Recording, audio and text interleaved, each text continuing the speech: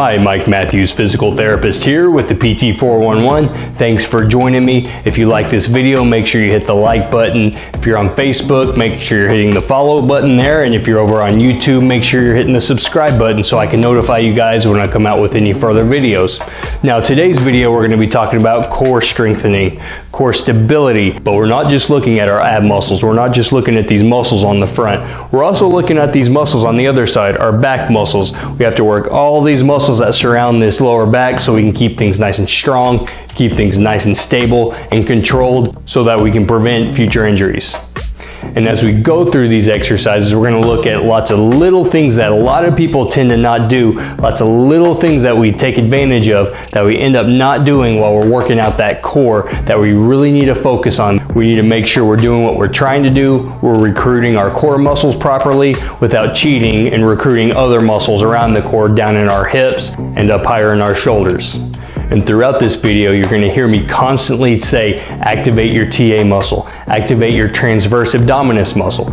I talked about this TA muscle in great detail in another video. If you have not seen that video, you need to stop this video right now. And if you're not already over on YouTube, head over there and check out my video labeled the most important ab muscle. And after you finish that video, go ahead and pick up on this video.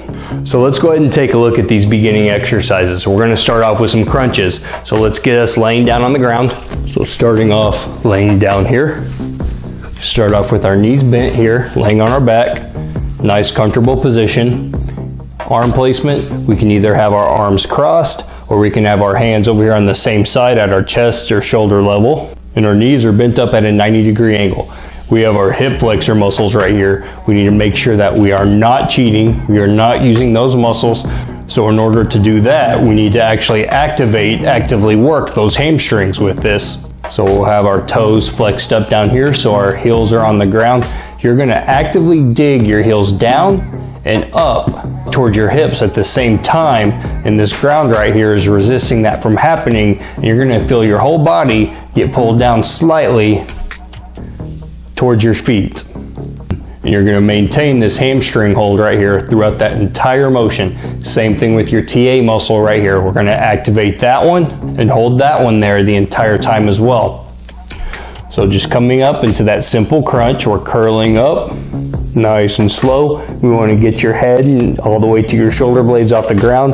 You're going to hold it there about a second before you slowly come back down. We get to the bottom, we're holding that TA muscle in and we're holding that hamstring set as well. And we come up again, nice, slow and controlled on the way up, holding about a second, nice, slow and controlled on the way back down. So these crunches right here are working primarily our rectus abdominis muscle. We also have our oblique muscles on either side, and these muscles assist with more of a twist. There are two ways we can work on that from here. Number one is we're doing basically the same thing, but we're going to lift one of our shoulders up higher than the other. We still want this shoulder that's down lower to come up as well, but we're just not going up quite as high. We're still clearing that shoulder blade on this side. We're not just rolling onto this side because you're not going to get much out of that one. So we're coming up, holding it for that second, coming back down, nice, slow and controlled, and then going off to the other side, holding for that second, and then nice and slow coming back down there. And the other way to work these obliques is to actually have your hips and your legs lying to the side. To set that up to start off with, you're actually going to lay on your side with those knees bent at that 90-degree angle. Then you're going to let your upper shoulder just fall back to here. And some people might feel like they're way off to the side this way. So just walk your shoulders towards that knee side just a little bit here. And from here, you want to try to lift up both shoulders equally up towards this hip. So raising up and back down. Same thing, we're engaging that TA muscle just like the other two exercises, keeping that engaged that entire time as we work our way up and as we work our way down. And a quick tip on this one to make sure that we're lifting both shoulders up equally, get the opposite shoulder from the hip that's up and try to drive that one directly towards that hip. And as you do that, you'll actually be able to keep those shoulders nice and even up there. And you'll make sure you want to twist on over to the other side as well. Come on back and work the obliques on the other side. You'll want to work these three exercises about 10 to 20 reps, 2 to 3 sets at a time.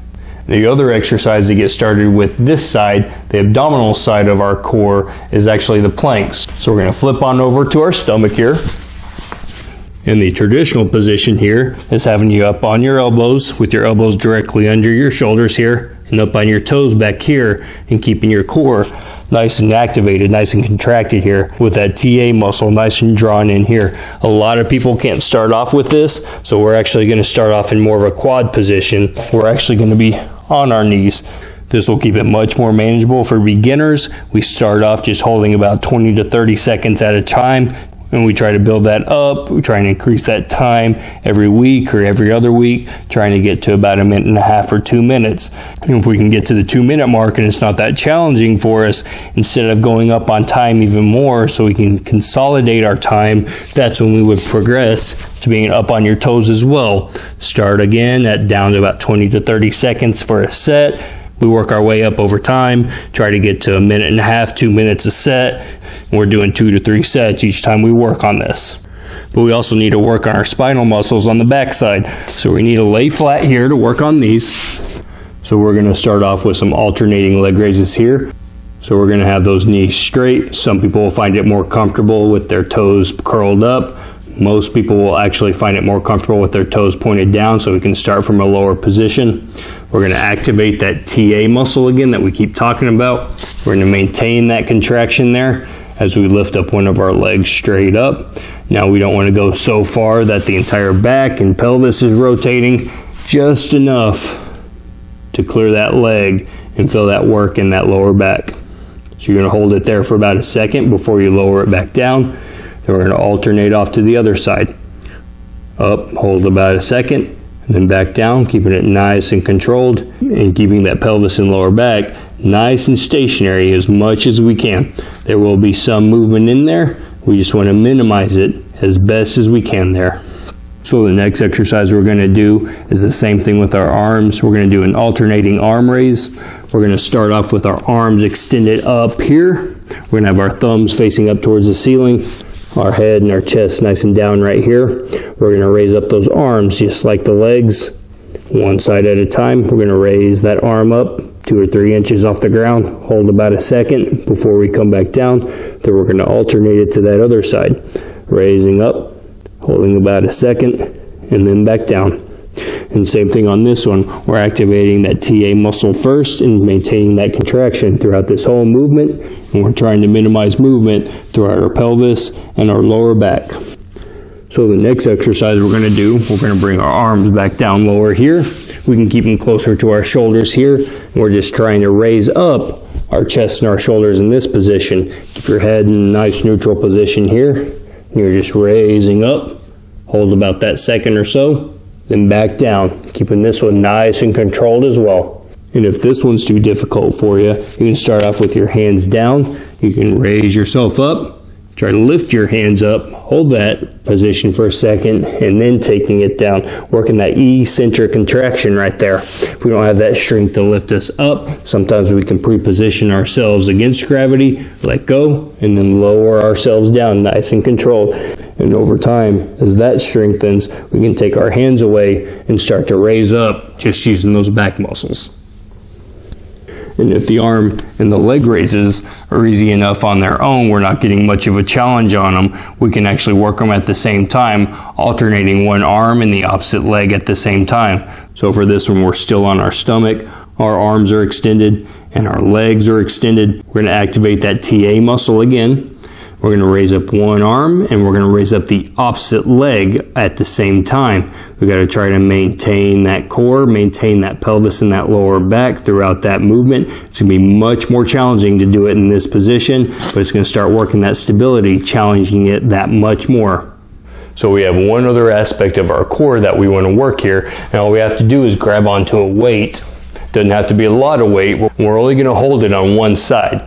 So as we're holding it on this side, it's actually going to make this other side work here. Our TA muscle is activated again here. We can work this in static, just standing here, not moving. These muscles have to work on this other side to keep this weight from pulling us over here. So just standing there, we can also work this a little bit more dynamically, working on it walking forward and backwards. Just pacing back and forth a few steps at a time, doing this for a couple minutes at a time as well. It will get this side working, and make sure you're not only working it on one side, we got to switch sides and work on it on the other side as well.